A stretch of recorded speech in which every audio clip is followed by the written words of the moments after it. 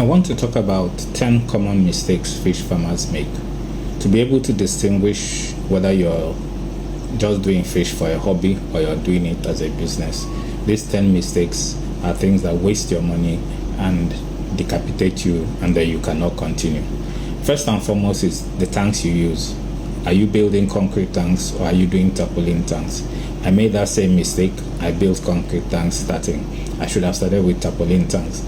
Why? Because it's cheaper, it's easier to maintain, and you won't have issues. You can move them around, collapse the ones you want to collapse. So start with tarpaulin tanks. Don't start with concrete tanks. It's a waste of money, and it's much more expensive. To do one tarpaulin tank is between 600,000 and 1.2 million. So that's a lot of money.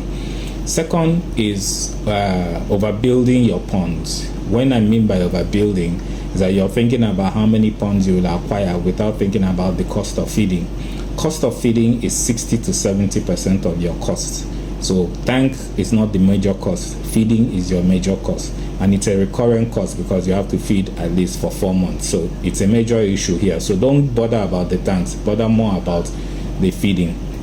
Another third one is people stock too many fish, because we tend to believe, if I have more fish and I can sell more, I make more money. That doesn't always occur, because your fish management is also a problem. If you overstock and you're not managing them well, you have cannibalism, you have your stocking density is low, it's not what it should be, and then you start having issues of survival, disease, and so on. So managing your stock is very important.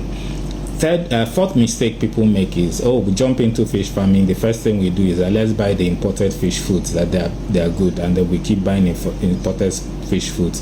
Given the exchange rate, they are very expensive. You can start with them for the first 1 month, then you switch over to local sources. You still get the same result. But saying that you're going to do imported food all throughout the lifespan of your fish, well, if you have deep pockets, you can do that, but if you don't and you want to survive, it's not a good idea. Another thing again is poor waste management, water management generally. People think, I have a borehole so I can pump water and then my problems are solved. No, it's not just that. Your plumbing must be done well, input and output, where your water goes, water flow, because you have to change water regularly, at least twice a week.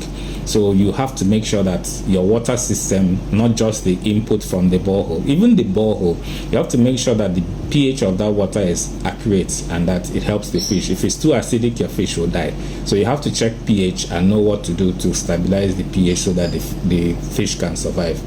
Then another thing, introducing fish is important, but if you go and buy fingerlings from roadside people, you don't know where they were hatched, under what conditions they were hatched. There are genetic diseases these things carry. So you have to be careful.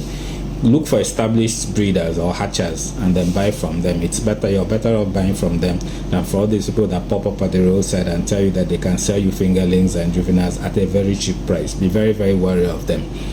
Again, we tend to hire labor too early because we're too busy.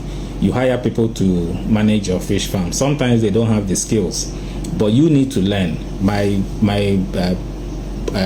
thinking is that you need to learn, and that's the way I do my things. I need to learn how to do it myself, because if you don't know it, how are you going to supervise your staff? So don't go hiring a lot of people to manage your farm, consultants, laborers, and all those kind of things. No. Try and learn the business yourself. Eventually, you're going to own the business and you're going to run it. So learn it from scratch. Again, it's expanding too fast. Some people just come into money and they say, I need 20 ponds, I need 30 ponds. No. It's a waste of money.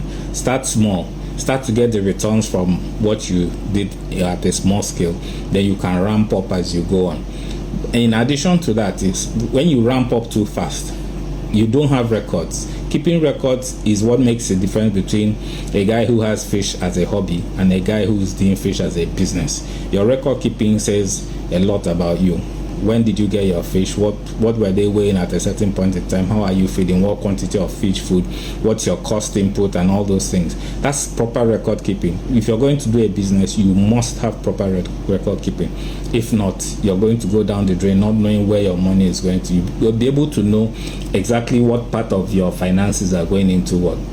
Finally, we have this thing about the big fish. I want to do the big fish so that I can roast big fish and people can enjoy. Just remember that the larger the fish grows, the more food it consumes. Normally, for those who do fish business, there are two categories of fish. They get to a size where they do for the drying people, and then they get to a maximum of 1.2 kg table size fish. Anything bigger than that, you're going to be spending money feeding them, and they're not going to be growing as fantastically as you think. Unless you have a client who specifically wants fish that is above 2 kg, 3 kg, 4 kg, then you know that you're charging the person for feeding of those fish to that point, because you're not just feeding, water management, cleaning them, making sure they don't die, all those are costs, attendant costs with those size. So these are some of the mistakes I found out while doing fish farming that also some other fish farmers have done, and for some of them it has crippled them to the extent that they can't continue, they've closed and they've gone on to other things. But I've been here and I've been able to manage a lot of these issues.